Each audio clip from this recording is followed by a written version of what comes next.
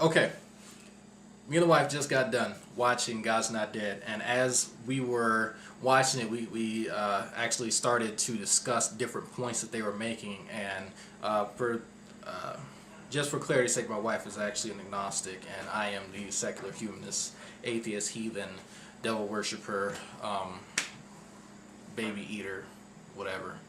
I mean, while we're on the subject of stereotypes, well, why not? So, as we were watching this, I was making updates on my Facebook page as to different instances of complete bullshit that they put in this movie.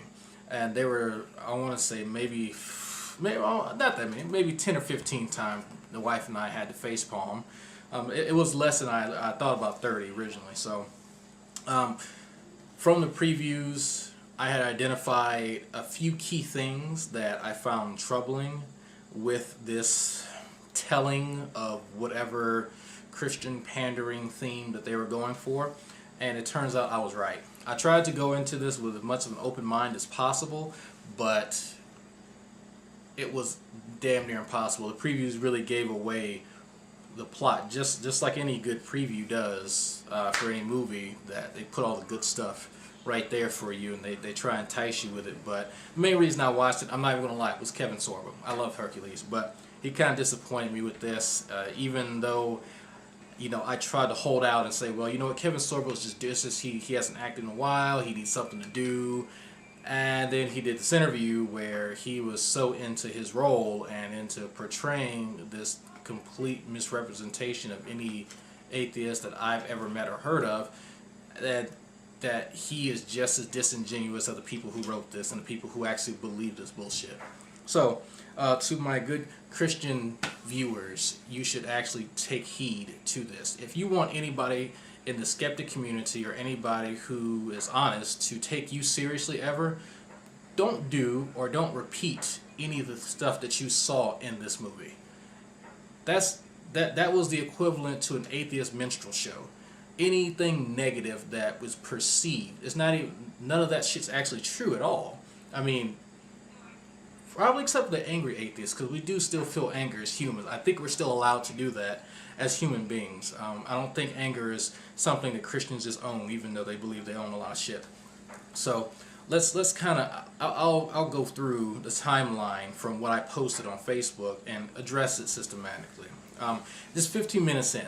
15 minutes into the movie, it starts up with the Christian victim complex. Yes, you have to find some type of martyrdom in a Christian movie. It will not be complete without some Christian being oppressed in some way, shape, or form, because you know they're oppressed here in America. Man, they can't come in your fucking house and pray you to death and stomp on your fucking rights, and that's suppressing them. So the Christian victim complex keeps coming up. If you don't know what it is, feel free to Google it real quick. It's not hard to see. Many folks that you talk to who are deep into their beliefs have this concept, and unfortunately many of my family members still believe that shit too. So the angry atheist stereotype, I do love this. We're going to call him Professor Strawman, and if you don't know why I'm calling him Professor Strawman, you haven't figured it out by now, you probably shouldn't watch the rest of this video. So Professor Strawman, played by Kevin Sorbo, is the archetype. He's not actually one archetype. That's the funny thing. That's what surprised me. He is almost 3 archetypes in one. Anything negative that you could say about an atheist, it was stuffed into this character. They literally filled him to the brim with as much dishonest bullshit so that they could have a viable antagonist. What do I mean by that? I'll start with the arrogant atheist and the angry atheist stereotype. The angry atheist stereotype is that you are angry. When I say you, I mean me. We are angry at this magical deity, and therefore we don't believe. How does that make sense? It doesn't. So, since this doesn't make sense, it makes for a convenient ploy to project upon people like us, so that they could say, look how illogical you're being now, mister. You hate him, therefore you don't believe in him? That doesn't make sense at all. Man! I have yet to hear any atheist say the reason that I'm an atheist is because I hate God. That makes no fucking sense at all, whatsoever. Well, that's like me hating Barney.